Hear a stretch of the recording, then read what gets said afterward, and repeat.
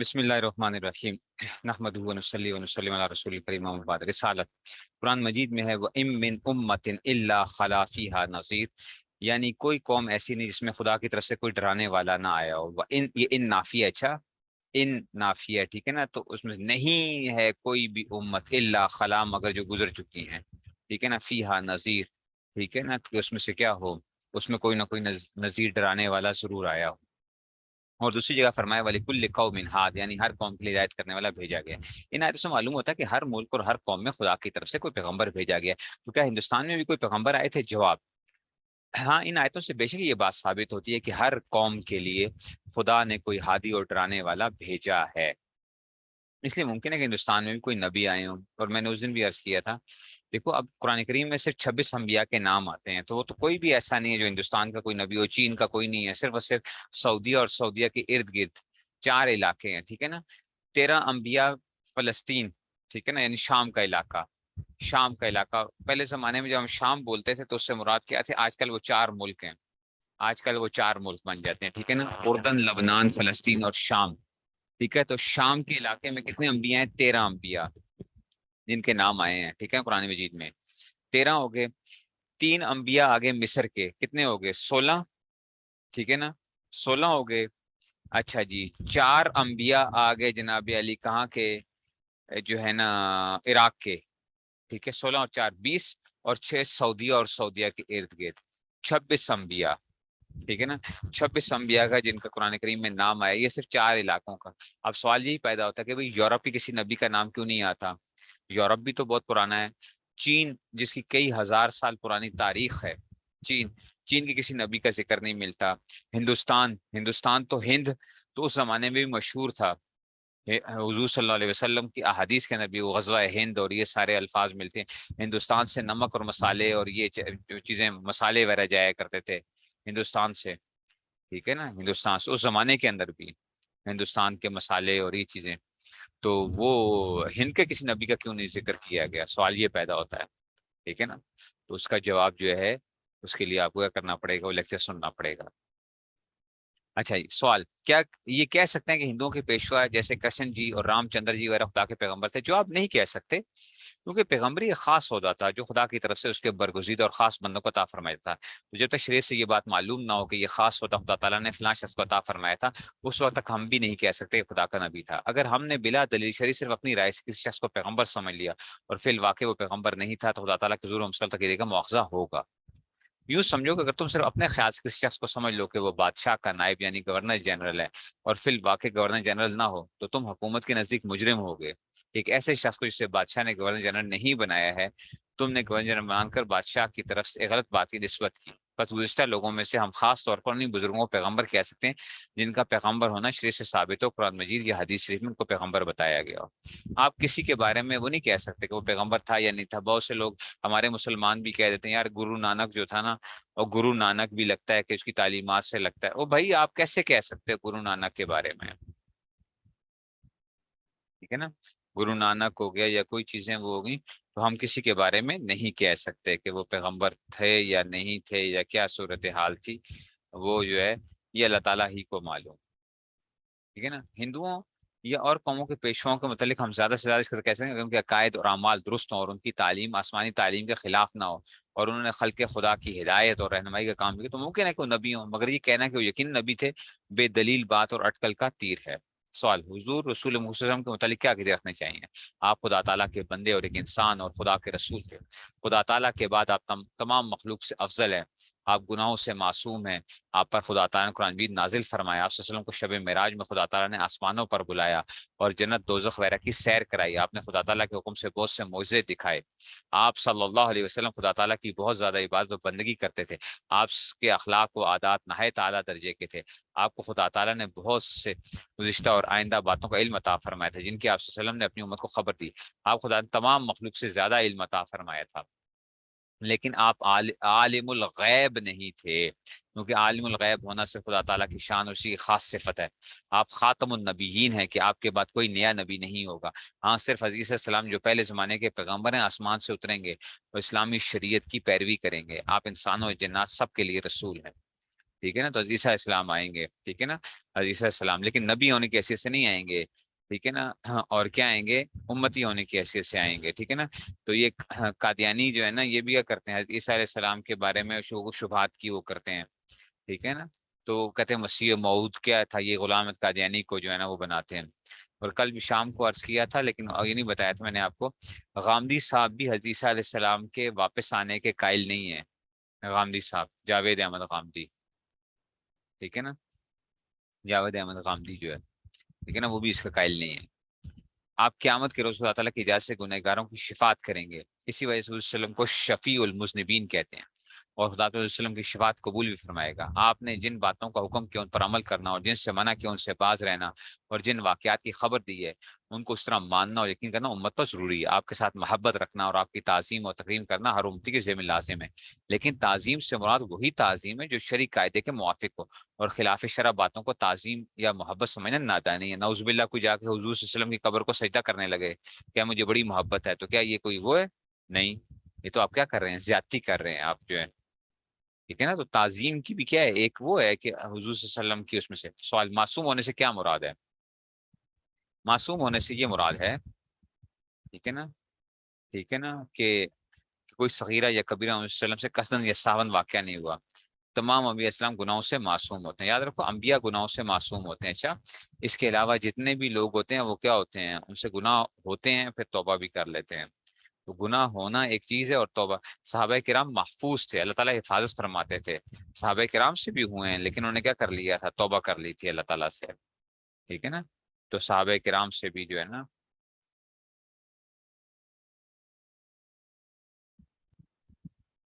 ٹھیک ہے نا، تو لیکن وہ کیا ہوتا تھا اس میں سے، بات سمجھ میں آ گئی ہے، تو یہ اس میں سے،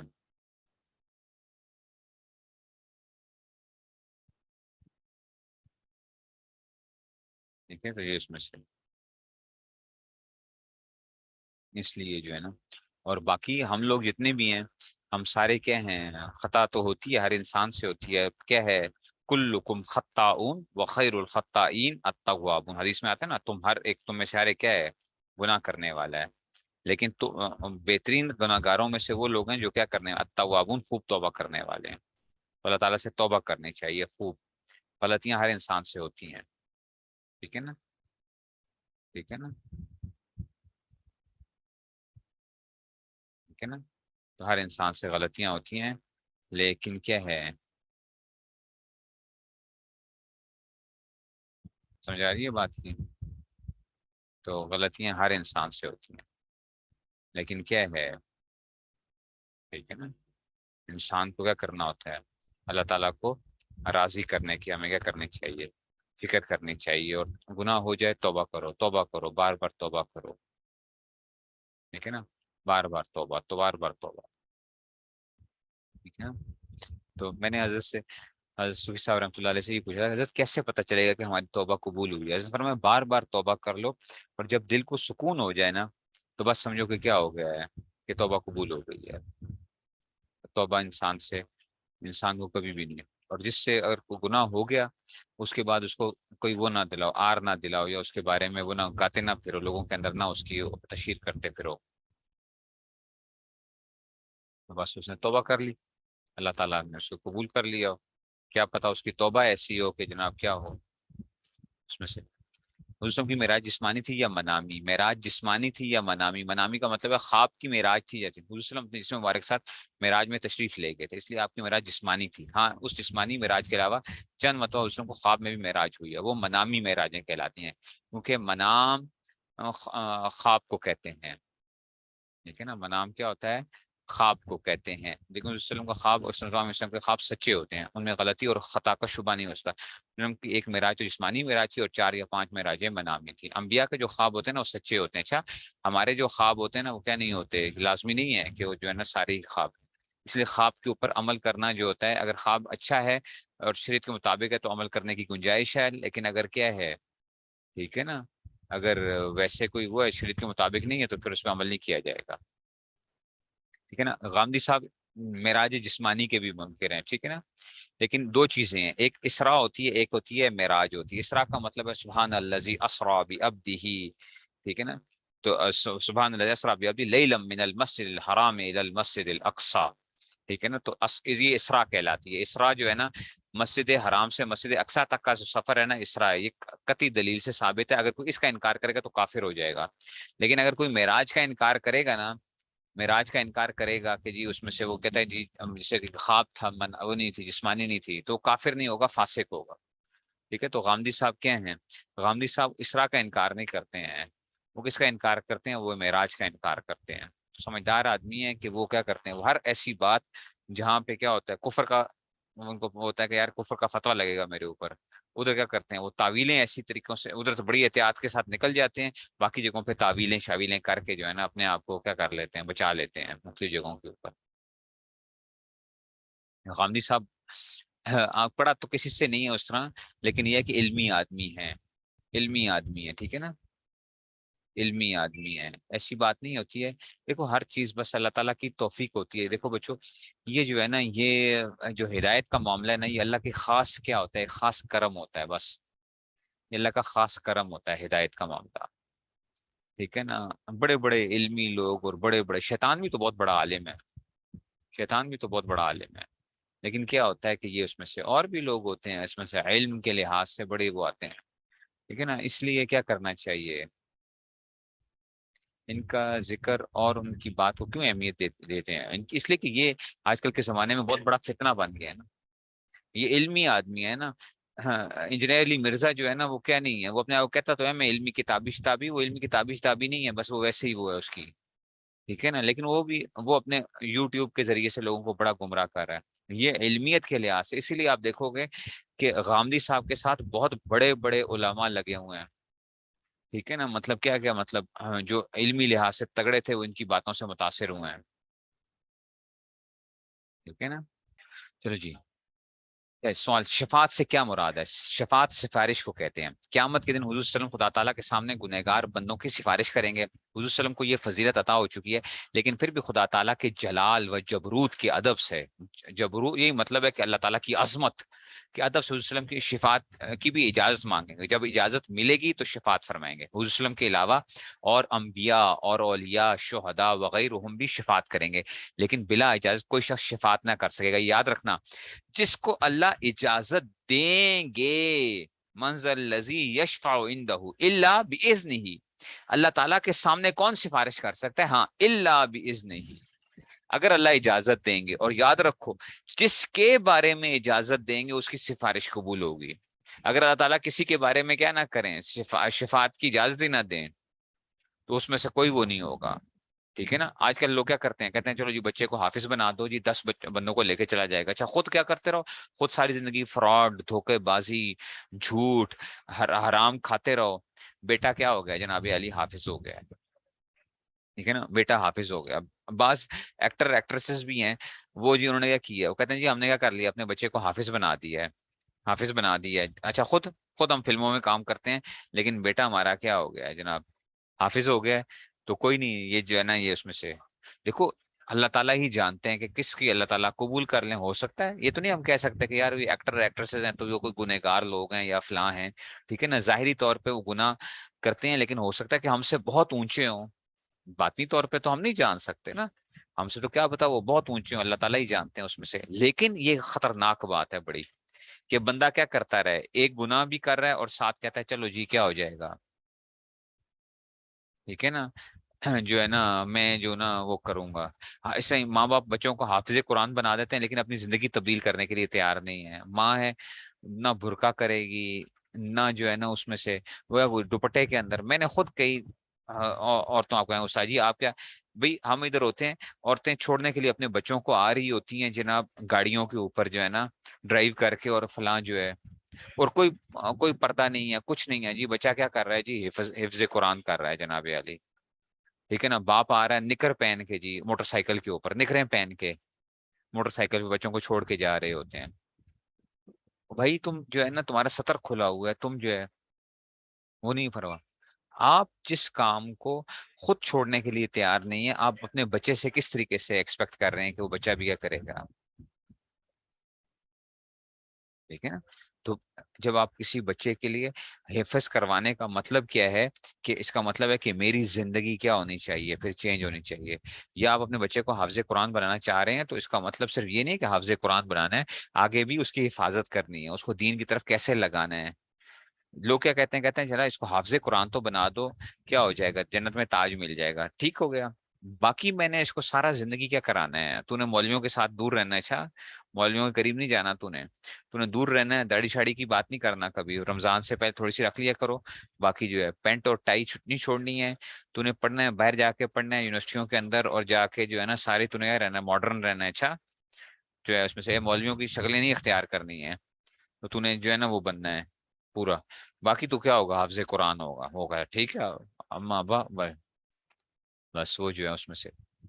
تو زندگی آپ تبدیل کرنے کے لیے تیار نہیں ہے, نہ بچے کی زندگی آپ وہ چاہتے ہیں, صرف کیا کر رہے ہیں, صرف اور صرف ایک وہ کر رہے ہیں. اور ایسے بچے قرآن مجید بھول جایا کرتے ہیں, وہ بھول جایا کرتے ہیں. تو حافظ قرآن ہونے کے ساتھ ساتھ عامل قرآن بھی ہونا چاہیے, قرآن کے اوپر عمل بھی ہونا چاہیے. سوال, کس قسم گناہوں کی معافی کے لیے شفاعت ہوگی سوائے کفر اور شرک کے, باقی تمام گناہوں کی معافی کے لیے شفاعت ہو سکتی ہے. کبیرہ گناہوں والے شفاعت کے زیادہ محتاج ہوں گے, کیونکہ صغیرہ گناہ دنیا میں بھی سے معاف ہوتے رہتے ہیں. ٹھیک ہے, تو سفارش جس کے لیے اللہ تعالیٰ, ٹھیک ہے نا. لیکن یاد رکھو کل امتی معافن الا المجاہرین, حدیث میں آتا ہے میری تمام امت کیا ہے, قابل معافی ہے سوائے کھلم کھلا گناہ کرنے والے.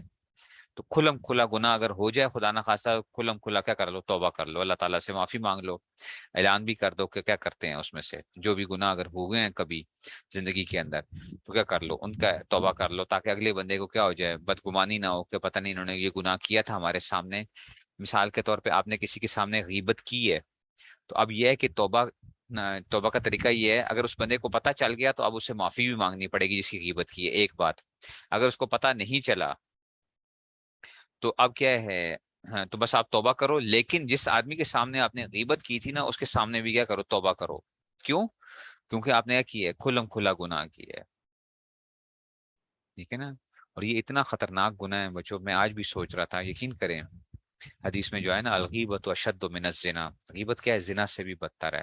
دیکھو ہم زنا کو تو برے چیز سمجھتے ہیں, غیبت ہماری زندگیوں میں اتنی زیادہ آ چکی ہے.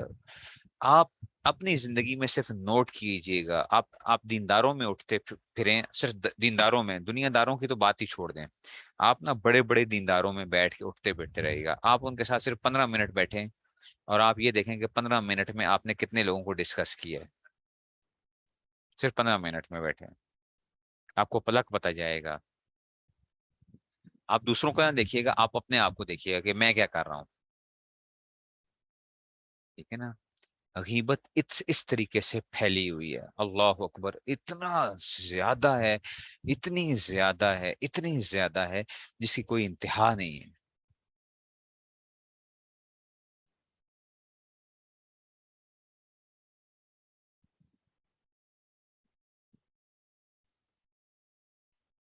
اتنی زیادہ ہے. اور ہم کیا کر رہے ہوتے ہیں, ہم کیا کر رہے ہوتے ہیں, اپنے رشتے داروں کو ڈسکس کر رہے ہوتے ہیں, اپنے قریبی لوگوں کو ڈسکس کر رہے ہوتے ہیں, فلاں ان لوگوں کی جو ہے نا وہ فلاں یہ آ گئے, وہ میری ساس نے یہ کہا, میری نند نے یہ کہا مجھے, اور بہو نے یہ کہہ دیا, اور فلاں آدمی ہے نا میرا جو کلیگ ہے وہ فلاں یہ ہے, میرا باس ایسا پتہ نہیں چھڑیل آدمی ہے, فلاں ہے, یہ وہ سارے آفیسز میں ہوتے ہیں, وہ سارے باس کو ڈسکس کر رہے ہوتے ہیں, وہ فلاں نے یہ کر دیا, فلاں نے یہ کر دیا. باقی سیاستدانوں کی تو جو ہو رہا ہوتا ہے وہ تو علیحدہ ہو رہا ہوتا ہے نا, سیاستدانوں کے اوپر جو ہے.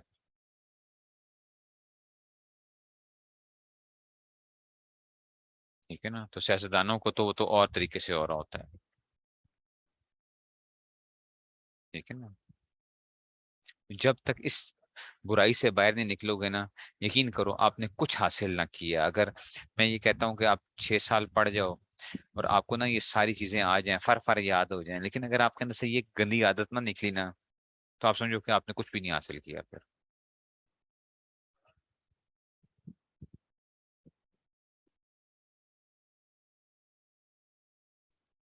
ہماری باتیں کیا ہیں, لوگوں کو ڈسکشن ہے, ہماری باتیں ساری ہیں, ہم بولتے ہی یہ سارا ٹائم ہے. اس لیے میں نے کہا نا, یہ جو آج کا بیان ہے انشاءاللہ, علیکم بانفسکم, کہ اپنی فکر کرو بھائی. اس میں ہم کیوں کر رہے ہوتے ہیں, اصل میں ہم غیبت وہ کر رہے ہوتے ہیں, یار لوگ غلط ہیں ہم ٹھیک ہیں, اصل میں مسئلہ یہ ہوتا ہے. ہم یہ ثابت کر رہے ہوتے ہیں یار سارے بیوقوف لوگ ہیں، یہ سارے یہ ہیں، ان کو کیا پتا، یہ گھٹیا قسم کے لوگ، ان کو کیا پتا، مجھے زیادہ پتا ہے.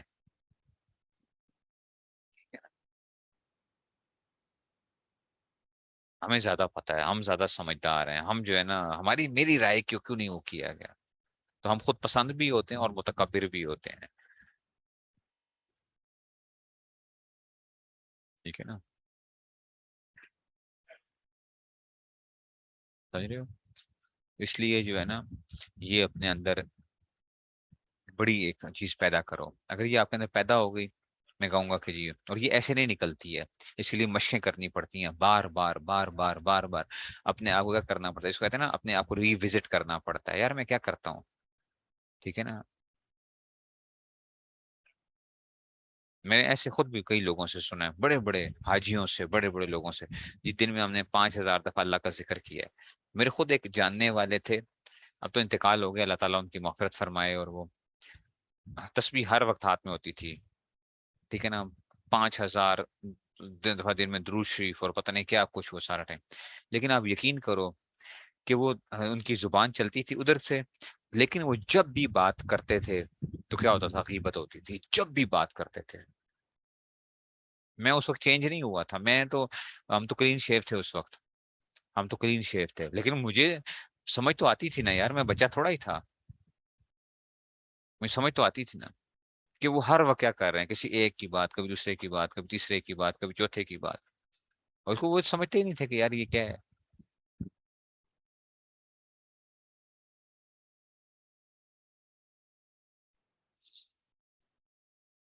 تو کتنی بیوقوفی کی بات ہے کہ جو نیکیاں جمع کرتے ہو سارے کیا کر دیتے ہو، اڑا کے رکھ دیتے ہو.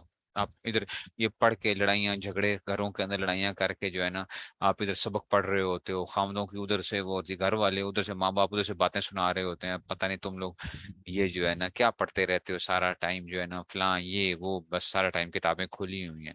وہ پڑھ کے نیکیاں کمائیں اور وہ کیا کرتے چلو جی، اور جی اب بہت بہت کما لی ہیں، آپ کیا کرو چلو. لوگوں کی باتیں بھی سنی، سارا کچھ کر کے اب کیا کرنا ہے یار، لوگوں کو ڈسکس، مزہ تو آئے نا کچھ، لوگوں کو ڈسکس کرنا چاہیے ہمیں، مزہ تو آئے نا کچھ. ٹھیک ہے نا. کچھ ہم جو ہے نا کوئی وہ کر لیں. ٹھیک ہے نا. اس لیے یہ چیزیں جو ہے نا بہت ضروری ہیں کہ اپنی اس میں سے. ٹھیک ہے. تو اپنے آپ کو ان چیزوں سے بڑا بچا کے رکھنا ہے. چھوڑ دو لوگوں کی چشم بند، گوش بند و لب بند، کرنا بینی نور حق بر ماں بخند.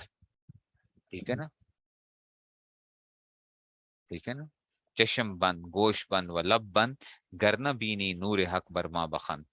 آنکھیں بند کر لو، گوش بند کر لو. گوش خرگوش سمجھتے ہو نا، خرگوش کا مطلب ہی کیا ہوتا ہے، خرگوش کسے کہتے ہیں، کھوتے والے کان، خرگوش. ٹھیک ہے نا. تو گوش کسے کہتے ہیں، کان کو کہتے ہیں گوش فارسی کے اندر. چشم بند، گوش بند، کان بھی بند کر لو، لب بند، لب زبان بند کر لو. گرنا بینی نور حق، اگر اب تم بھی اپنے اندر نور حق کو نہ پاؤ نا، اگر تمہیں نور محسوس نہ ہو اپنے دل کے اندر، برما بخند، تو میرے اوپر ہنس لینا. اچھا، میرا مذاق اڑا لینا، پھر میرا مذاق اڑا لینا.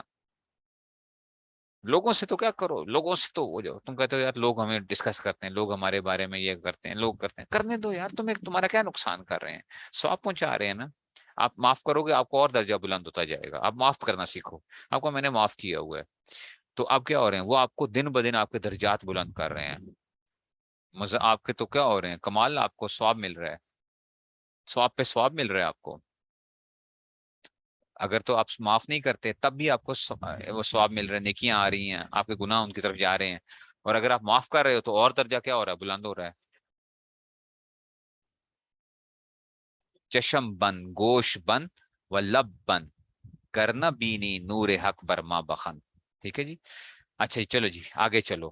صرف ہم یہ آج کل وہ پڑھا کریں گے. اچھا، آج کل ہم صرف یہ تعلیم اسلام پڑھیں گے تقریباً، جو ہے نا جب تک یہ ختم نہیں ہوتی اس کے بعد پھر ہم صرف اس کے بعد شروع کریں گے. ٹھیک ہے نا. اچھا جی.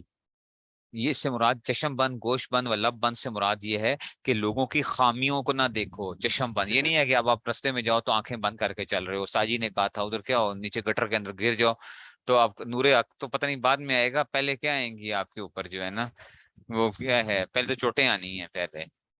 ٹھیک ہے نا. تو یہ مطلب کیا ہے، اس کا مراد کیا ہے، اس سے مراد یہ ہے کہ چشم بند لوگوں کی برائیاں دیکھنے سے، لوگوں کی وہ اس میں چشم بند، گوش بند، کان بند کر لو، وہ لب بند، ان کو ڈسکشن سے بند، زبان بند کر لو. گر نہ بینی نور حق برما بخن. ٹھیک ہے جی. یہ آ گیا. اچھا جی، ایمان کسے کہتے ہیں؟ جواب، ایمان اسے کہتے ہیں کہ خدا تعالیٰ اس کی تمام صفتوں اور فرشتوں اور آسمانی کتابوں اور پیغمبروں کی دل سے تصدیق کرے، اور جو باتیں کہ حضرت محمد صلی اللہ علیہ وسلم خدا کی طرف سے لائے ہیں ان سب کو سچا سمجھے، اور زبان سے ان تمام باتوں کا اقرار کرے. یہی تصدیق اور اقرار ایمان کی حقیقت ہے. لیکن اقرار کسی ضرورت یا مجبوری کے اس وقت ساکت ہو جاتا ہے. جیسے گونگے آدمی کا ایمان بغیر اقرار زبانی کے بھی معتبر ہے. اگر ایک آدمی دل سے تو ہونا ہی ہونا چاہیے، زبان سے بھی اقرار کرنا ضروری ہوتا ہے، لیکن بعض دفعہ زبان سے اقرار کرنا کیا ہوتا ہے، ساکت ہے. جیسے گونگا آدمی کچھ نہیں کہہ سکتا، لیکن دل میں کیا ہوتا ہے، ایمان ہوتا ہے اس کے اندر سے. سوال، اعمال صالحہ کسے کہتے ہیں؟ اعمال صالحہ کے معنی نیک کام، جو باتیں اور نیک کام خدا تعالیٰ اس کے پیغمبروں نے مخلوق کو سکھائے اور بتائیں، وہ سب اعمال صالحہ کہلاتے ہیں. کیا یہ باتیں اور نیک کام بھی ایمان کی حقیقت میں داخل ہیں؟ ہاں، ایمان کامل میں اعمال صالحہ داخل ہیں. یعنی اس سے کیا ہوتا ہے، ایمان کیا ہوتا ہے، مضبوط ہوتا ہے. ایک ہوتا ہے نفس ایمان، کہ خالی ایک مسلمان ہونا تو کیا ہے، گنہگار آدمی بھی کیا ہے، لیکن ایک اچھا مسلمان ہوتا ہے. اچھا مسلمان کون ہوتا ہے؟ جو کہ کیا ہوتا ہے، جس میں جو اعمال پائے جاتے ہیں. اعمال صالحہ سے ایمان میں روشنی اور کمال پیدا ہو جاتا ہے، اور اعمال صالحہ نہ ہو تو ایمان ناقص رہتا ہے. عبادت کی کیا معنی ہے؟ عبادت بندگی کرنے کو کہتے ہیں. جو بندگی کرے اسے عابد ہو، جس کی بندگی سے معبود کہتے ہیں. ہمارا سب کا سچا اور حقیقی معبود ایک ہی خدا ہے، جس نے ہمیں اور ساری دنیا کو پیدا کیا ہے، اور ہم سب اس کے بندے ہیں. اس نے ہمیں اپنی عبادت کا حکم دیا، اس لیے ہمارے ذمہ عبادت کا نفاذ ہے. خدا تعالیٰ نے اپنے مخلوق میں سے کس کس مخلوق کو عبادت کا حکم کیا ہے؟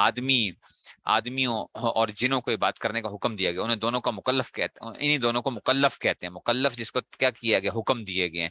فرشتے اور دنیا کے باقی جاندار عبادت کے مکلف نہیں ہیں. پتہ ہے آپ کو، جتنے بھی جانور ہیں، سب کچھ ہیں، یہ تو مجبور ہیں سارے کے سارے. جن کون ہیں؟ جن بھی خدا تعالیٰ کی ایک بڑی مخلوق ہے جو آگ سے پیدا ہوئی ہے. جنوں کے جسم ایسے لطیف ہیں کہ ہمیں نظر نہیں آتے، لیکن جب وہ کسی آدمی یا جانور کی شکل میں ہو جاتے ہیں تو نظر آنے لگتے ہیں. اچھا، اپنی شکل بدلنے اور آدمیوں اور جانوروں کی صورت میں ہو جانے کی خدا تعالیٰ نے طاقت دی ہے. ان میں مرد بھی ہیں اور عورتیں بھی، ان کی اولاد بھی ہوتی ہے. جنات کے اندر بھی کیا ہوتے ہیں، وہ انسانی شکل میں بھی آ جاتے ہیں بعض دفعہ. عبادت کرنے کے کیا طریقہ ہے؟ عبادت کے بہت سے طریقے ہیں، جیسے نماز پڑھنا، روزہ رکھنا، زکوٰۃ دینا، حج کرنا، قربانی کرنا، اعتکاف کرنا. مخلوق کو نیک باتوں کی ہدایت کرنا، بری باتوں سے روکنا. ٹھیک ہے نا. یہ دیکھو، ہم اس میں بند ہیں. اچھا، ہم یہاں تک بس بند ہوتے ہیں، بہت زیادہ ہوتے ہیں. تو ٹھیک ہے نا. یا یہ آگے بھی تھوڑی سی بہت چیزیں کر لیتے ہیں، ہم اس کو بات سمجھتے ہیں، لیکن آگے بھی آپ کو بتائیں گے. ماں باپ اور استادوں اور بزرگوں کی عزت اور ادب کرنا، مسجد بنانا، مدرسہ جاری کرنا، علم دین پڑھانا، علم دین پڑھنے والوں کی امداد کرنا، خدا کی راہ میں خدا کے دشمنوں سے لڑنا، غریبوں کی حاجت روائی کرنا، بھوکوں کو، ٹھیک ہے نا، بھوکوں کو کھانا کھلانا، پیاسوں کو پانی پلانا، اور ان کے علاوہ تمام ایسے کام جو خدا کے حکم ورزی کے موافق ہیں، سب میں عبادت میں داخل ہیں. اور انہی کاموں کو اعمال صالحہ کہتے ہیں، یا اعمال صالحہ ہوتے ہیں. معصیت اور گناہ کا بیان. معصیت کے کیا معنی ہے؟ معصیت کے معنی نافرمانی کرنا، حکم نہ ماننا، جس کام میں خدا کے احکام کی نافرمانی سے معصیت اور گناہ کہتے ہیں. گناہ کرنا بہت بری بات ہے. خدا تعالیٰ کا غضب اور ناراضگی اور عذاب گناہ کی وجہ سے ہوتا ہے. اللہ تعالیٰ ناراض ہوتے ہیں نا. گناہوں میں سب سے بڑا گناہ کفر اور شرک ہے. کافر اور مشرک ہمیشہ دوزخ میں رہیں گے. کافر اور مشرک کی شفاعت بھی کوئی نہیں کرے گا. اللہ تعالیٰ نے فرمایا کہ مشرک کو میں کبھی نہیں بخشوں گا. کفر اور شرک کا بیان. کفر اور شرک کسے کہتے ہیں؟ جن چیزوں پر ایمان لانا ضروری ہے ان میں سے کسی ایک بات کو بھی نہ ماننا کفر ہے. یاد رکھو، کافر بننے کے لیے صرف ایک بات بھی کافی ہو جاتی ہے، لیکن مسلمان ہونے کے لیے تمام باتوں پہ ایمان لانا ضروری ہوتا ہے. اچھا، میں کوئی شخص خدا تعالیٰ کو نہ مانے، یا خدا تعالیٰ کی صفات کا انکار کرے، یا دو تین خدا مانے، یا فرشتوں کا انکار کرے، یا خدا تعالیٰ کی کتابوں میں کسی کتاب کا انکار کرے، یا کسی پیغمبر کو نہ مانے، یا تقدیر سے منکر ہو، یا قیامت کے دن کو نہ مانے، یا خدا تعالیٰ کے قطعی احکام میں سے کسی حکم کا انکار کرے، یا رسول اللہ صلی اللہ علیہ وسلم کی دی ہوئی کسی خبر کو جھوٹا سمجھے، تو ان تمام صورتوں میں کافر ہو جائے گا. یعنی جو بات حضور صلی اللہ علیہ وسلم صحیح طور پہ ثابت ہے، اس میں حضور صلی اللہ علیہ وسلم کو کیا سمجھتا ہے، نعوذ باللہ، حضور صلی اللہ علیہ وسلم کے بارے میں کوئی ایسی بات کرتا ہے، تو یہ کیا ہوگا؟ دیکھو ذرا آپ، کتنی خطرناک بات ہے. اللہ اکبر.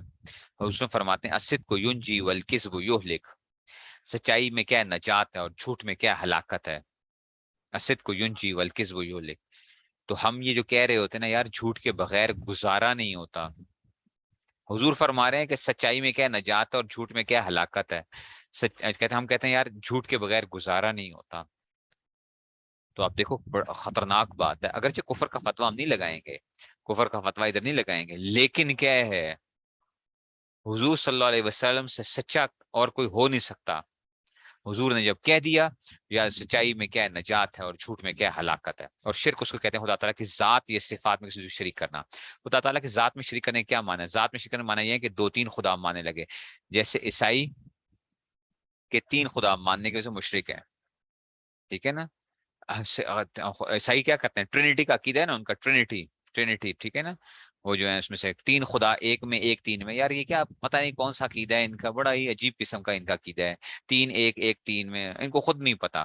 اچھا, اور جیسے بت پرست کے, اچھا جی, اور جیسے آتش پرست کے وہ دو خدا مانتے ہیں, اہرمن ٹھیک ہے نا, یزداں. یزداں کیا ہوتا ہے؟ نیکی کا خدا. اور اہرمن جو ہے نا اس میں سے آ جاتا ہے نا, ٹھیک ہے نا. تو یہ اس طرح کے جو ہے نا تو بت پرستوں کے اندر سے وہ آ جاتے ہیں. ٹھیک ہے نا, اس میں سے مشرک ہوئے. اچھا جی, اور جیسے بت پرست کے بہت سے خدا مان کے مشرک ہوتے ہیں. اللہ تعالیٰ کو, حضرت مریم کو, حضرت عیسیٰ علیہ السلام کو, اور بعض کیا کہتے ہیں حضرت جبرائیل علیہ السلام کو, اس طرح وہ کرتے ہیں. یعنی تین ان کی بڑے عجیب قسم کی وہ ہے ٹرینٹی. ٹھیک ہے نا. تو یہ ان کے اس میں سے وہ کرتے ہیں. اچھا, صفات میں شرک کرنے کے کیا معنی ہے؟ خدا کی صفات کی طرح کسی دوسروں کے لیے کوئی صفت ثابت کرنا شرک ہے. کیونکہ کسی مخلوق میں خواہ وہ فرشتہ ہو یا نبی ولی ہو یا شہید پیر ہو یا امام, خدا تعالیٰ کی صفتوں کی طرح کوئی صفت نہیں ہو سکتی. یاد رکھو, کسی بھی نبی ولی کے اندر وہ صفات نہیں ہو سکتی ہیں. شرک فی صفات کی کتنی قسمیں؟ بہت سی قسمیں. یہاں پر ہم چند قسموں کا ذکر کر دیتے ہیں. شرک فی القدرت, یعنی خدا تعالیٰ کی صفت قدرت کسی دوسرے کے لیے ثابت کرنا. مثلا یہ سمجھنا کہ فلاں پیغمبر یا ولی یا شہید وغیرہ پانی برسا سکتے ہیں. او بھائی, یہ اللہ کا کام ہے, کوئی اور وہ نہیں کر سکتا. یا بیٹا بیٹی دے سکتے ہیں, کوئی پیر بیٹا نہیں دیتا نہ بیٹی دیتا ہے. اچھا, اللہ تعالیٰ کے حکم سے ہوتا ہے جو کچھ ہوتا ہے وہ ہوتا ہے. یا مرادیں پوری کر سکتے ہیں, یا روزی دے سکتے ہیں. روزی کوئی نہ روک سکتا ہے آپ کی, نہ روزی آپ کو کوئی دے سکتا ہے. اللہ کے حکم سے ہوتا ہے سب کچھ جو کچھ ہوگا. یا مارنا جلانا, جلانے کا مطلب زندہ کرنا ان کے قبضے میں ہے. ٹھیک ہے نا. وہ کہتے ہیں وہ اب تو پیر صاحب کیا, اب تو یہ گیا ہی گیا, اس نے پیر صاحب کی کیا کر دی ہے, بےزتی کر دی ہے, پیر صاحب کے بارے میں وہ کر دی ہے. یہ اللہ کے وہ ہے. اچھا, یہ کسی مخلوق کے اس میں سے نہیں ہوتے. کسی کو نفع نقصان پہنچانے کی قدرت رکھتے ہیں. یہ تمام باتیں شرک ہیں. نفع نقصان اللہ کے ہاتھ میں ہے, کسی مخلوق کے اس میں سے نہیں ہے. اللہ تعالیٰ جس کو نفع پہنچانا چاہے کوئی روک نہیں سکتا. اللہ جس کو نقصان پہنچانا چاہے اس کو کوئی روک نہیں سکتا. اللہ جس کو زندہ رکھنا چاہے اس کو کوئی مار نہیں سکتا. اور اللہ تعالیٰ جس کو مارنا چاہے اس کو کوئی زندہ نہیں کر سکتا. ٹھیک ہے نا. تو وہ کیا ہیں, وہ ہر چیز پر قادر ہیں. لیکن اللہ جس کو نفع پہنچانا چاہے اس کو کوئی نقصان نہیں پہنچا سکتا. اللہ جس کو نقصان پہنچانا چاہے اس کو کوئی نفع نہیں پہنچا سکتا. ٹھیک ہے نا. اس لیے شرک فی العلم آ گیا, یعنی خدا تعالیٰ کی طرح کسی دوسرے کے لیے صفت علم ثابت کرنا. اس نے سمجھا خدا تعالیٰ کی طرح فلاں پیغمبر یا ولی وغیرہ غیب کا علم رکھتے ہیں, یا خدا کی طرح ذرہ ذرے کون علم ہے, یا ہمارے تمام حالات سے واقف ہیں, یا دور کی چیزوں کی خبر رکھتے ہیں. یہ سب شرک فی العلم ہے. بعض لوگ سمجھتے ہیں ہمارے پیر کو نا ساری باتوں کی خبر ہو جاتی ہے. یاد رکھو یہ شرک فی العلم ہے. ٹھیک ہے نا. یہ سمجھنا کہ پیر کو ساری باتوں کے علم ہو جاتا ہے, یا جو ہے نا ہم کیا ہیں, پیر صاحب کے سامنے بیٹھیں گے تو پیر صاحب کو سارا کچھ پتا چل جائے گا ہمارے دل میں کیا ہے. یہ شرک فی العلم ہے. ایسا نہ کرو. اللہ تعالیٰ کے لیے وہ ہے. ٹھیک ہے نا. اس میں سے کچھ چیزیں ایسی ہوتی ہیں بعض دفعہ کہ دل میں آ جاتی ہے کہ کوئی بات کہ یہ کیا ہے, یہ بات بول دو. ٹھیک ہے نا. لیکن یہ لازم نہیں ہے کہ ان کو ساری چیزوں کا پتہ چل جاتا ہے. ساری چیزوں کا پتہ چل جاتا ہے. بعض چیزیں بعض دفعہ اللہ تعالیٰ کیا کر دیتے ہیں, کوئی ظاہر کر دیتے ہیں, یا بعض دفعہ آپ کی زبان پر وہ الفاظ آ جاتے ہیں. جیسے میں بیان کرتا ہوں تو بعض دفعہ کیا ہوتا ہے کہ وہ چیز جس کی کیا ہوتا ہے اگلے بندے کو ضرورت ہوتی ہے, وہی بات کیا ہو جاتی ہے, وہ زبان سے نکل جاتی ہے, وہی نکل رہی ہوتی ہے. تو اس کا مطلب یہ تو نہیں ہے کہ ہمیں کوئی علم ہوتا ہے اس کے بارے میں. یہ اللہ کی طرف سے کیا ہوتی ہے, یہ توفیق ہوتی ہے. ٹھیک ہے نا. صاحب نظر ہونا یہی چیز ہوتی ہے کہ بعض دفعہ کچھ تھوڑا بہت پتہ چل جاتا ہے, یا ہلکی پھلکی کوئی چیز ہوا جاتی ہے. شرک فی السمع والبصر, یعنی خدا کے صفت سمع یا بصر میں کسی دوسری کا مثلا یہ اعتقاد کرنا کہ فلاں پیغمبر یا ولی ہماری تمام باتوں کو دور نزدیک سے سن لیتے ہیں, یا ہمیں اور ہمارے کاموں کے ہر جگہ سے دیکھ لیتے ہیں. یہ سب کیا ہے, شرک ہے. شرک فی الحکم, یعنی خدا تعالیٰ کے ساتھ کسی اور کو حاکم سمجھنا, اس کے حکم کو خدا کی طرح ماننا. مثلا پیر صاحب نے حکم دیا کہ وظیفہ نماز عصر سے پہلے پڑھا کرو, تو اس حکم کی تعمیل اس طرح ضروری سمجھے کہ وظیفہ پورے کرنے کے سے عصر کا وقت مکروہ ہو جانے یا نماز قضا ہو جانے کی پرواہ نہ کرے. یہ بھی کیا ہے, شرک ہے. کو جی پیر صاحب کو حکم ہے, شرک فی العبادت, یعنی خدا تعالیٰ کسی دوسرے کی بات کو مستحق سمجھنا. مثلا کسی قبر یا پیر کو سجدہ کرنا, یا کسی رکوع کرنا, یا کسی پیر پیغمبر ولی امام کے نام کا روزہ رکھنا, یا کسی کی نظر اور منت ماننا. کہتے ہیں بڑے پیر صاحب کا روزہ ہے آج میرا, تو یہ کوئی کسی نام کے اوپر روزہ یا منت نہیں ہوتی کہ فلاں پیر صاحب کی منت میں مانوں. اللہ کے لیے منت ہوتی ہے, اللہ کے لیے نظر مانتا ہے بندہ کہ میرا کام ہو گیا تو میں یہ بات کروں گا. یا کسی مرشد کے گھر کا خانہ کعبہ کی طرح طواف کرنا, یہ سب شرک فی العبادت ہے. ان باتوں کے علاوہ اور فعال شرکیاں ہیں کہ نہیں ہیں؟ ٹھیک ہے نا، اس میں سے نہیں، وہ کوئی ایسی بات نہیں ہوتی ہے، وہ بعض دفعہ کیا ہوتا ہے کہ انسان کو کچھ نہ کچھ ایک وہ آ رہا ہوتا ہے کہ دل کے اندر یہ بات آ گئی، تو وہ کوئی ایسی وہ نہیں ہے اس میں سے۔ ان باتوں کے علاوہ اور بھی افعال شرکیاں، یعنی ہاں بہت سے کام ایسے ہیں کہ ان میں شرک کی ملاوٹ ہے، ان تمام کاموں سے پرہیز کرنا لازم ہے۔ وہ کام یہ نجومیوں سے غیب کی خبریں پوچھنا، اچھا پنڈت کو ہاتھ دکھلانا، یہ ہاتھ جو دکھلاتے ہو جناب علی کیا ہوگا، ہاروسکوپ، آج کا دن کیسا رہے گا آپ کا جو ہے نا، ٹھیک ہے نا، فلاں کس سے فال کھلوانا، چیچک یا کسی اور بیماری کو چھوت کرنا، سمجھنے کہ جناب یہ بیماری کیا ہوتی ہے، پھیلتی ہے ایک دوسرے کو، تادیہ امراض جو ہوتا ہے، یہ یاد رکھو، مرض ایک دوسرے کو نہیں لگتا، اس کے اسباب کیا ہوتے ہیں ایک دوسرے کو منتقل ہو سکتے ہیں، اچھا مرض نہیں لگتا کبھی بھی کسی کو، اس کے اسباب منتقل ہو سکتے ہیں، بس آپ اپنے طرف سے حفاظت کرو اور اللہ پہ یقین رکھو، اللہ تعالیٰ کے حکم سے ہوگا جو کچھ بھی ہوگا، ٹھیک ہے نا، یہ اس میں سے سمجھیے بات کو۔ تو بیماری کی اور یہ سمجھنا کہ ایک بیماری دوسرے کو لگ جاتی ہے تو یہ خطرناک بات ہے کہ بیماری نہیں لگتی، اس کے اسباب ایک دوسرے کو منتقل ہو سکتے ہیں، آپ کیا کر سکتے ہو، آپ حفاظت کرو، دیکھو کورونا ہر بندے کو تو نہیں ہوتا نا، کورونا ہر بندے کو تو نہیں ہوتا، ورنہ ہونا تو یہ چاہیے تھا کہ اگر وہ واقعی وہ بیماری منتقل ہوتی ہے تو ہر بندہ کیا ہونا چاہیے تھا، اس میں سے بیمار ہونا چاہیے تھا، لیکن کیا ہوتے ہیں وہ اسباب ہوتے ہیں جن کی وجہ سے اللہ کے حکم سے کسی کو وہ اسباب اثر کر جاتے ہیں، کسی کو نہیں کرتے ہیں۔ تعزیہ بنانا، علم اٹھانا، جھنڈے جو شیعہ اٹھاتے ہیں نا، قبروں پر چڑھاوا چڑھانا، یعنی اس پہ جا کے کھانے پکاتے ہیں وہاں پہ قبروں کے نام کے اوپر، اور وہ کر کے نظر و نیاز گزرانا، خدا تعالیٰ کے سوا کسی کے نام کی قسم کھانا، کہتے تیرے سر کی قسم، فلاں کی قسم، یہ ایسے نہیں، تصویریں بنانا یا تصویروں کی تعظیم کرنا، یہ بھی کیا ہے خطرناک چیز ہے کہ اللہ تعالیٰ قیامت کے دن بولیں گے چلو جی ڈالو اس کے اندر، ڈالو ذرا اس میں جان ڈالو، کسی پیر یا ولی کو حاجت روا مشکل کشا کہہ کر پکارنا، وہ جی وہ فلاں تو مشکل کشا ہے، فلاں پیر صاحب جو ہے نا، پیر صاحب پہ ہم نے جا کے پیر صاحب سے ہم نے دعا کرائی ہے، یعنی پیر سے دعائی کرائی نہیں ہے، دعا کی ہے ہم نے، کرائی تو جا سکتی ہے، لیکن وہ بھی اللہ کی مرضی ہے کہ اللہ تعالیٰ قبول کریں یا نہ کریں، ٹھیک ہے نا، ٹھیک ہے نا، اس میں سے کسی پیروں یا ولی کو حاجر و مشکل کشا کریں، کسی پیر کے نام کے سر پر چوٹی رکھنا، ٹھیک ہے نا، تو یہ جو ہے نا، ہاں ایسے ہی، یا محرم میں اماموں کے نام کا فقیر بننا، قبروں پر میلہ لگانا وغیرہ، یہ ساری چیزیں کیا ہوتی ہیں، خطرناک چیزیں ہوتی ہیں، ٹھیک ہے نا، تو سمجھ رہے ہو بات کو،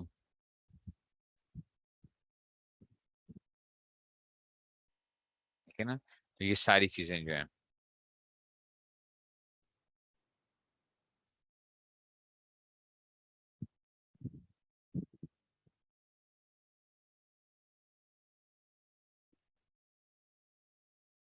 ٹھیک ہے نا، بات سمجھ گئے ہو، تو یہ جو ہے اس میں سے، اس لیے ہمیشہ یاد رکھو کہ اس میں سے یہ ساری چیزیں آ گئی ہیں، ٹھیک ہے، اچھا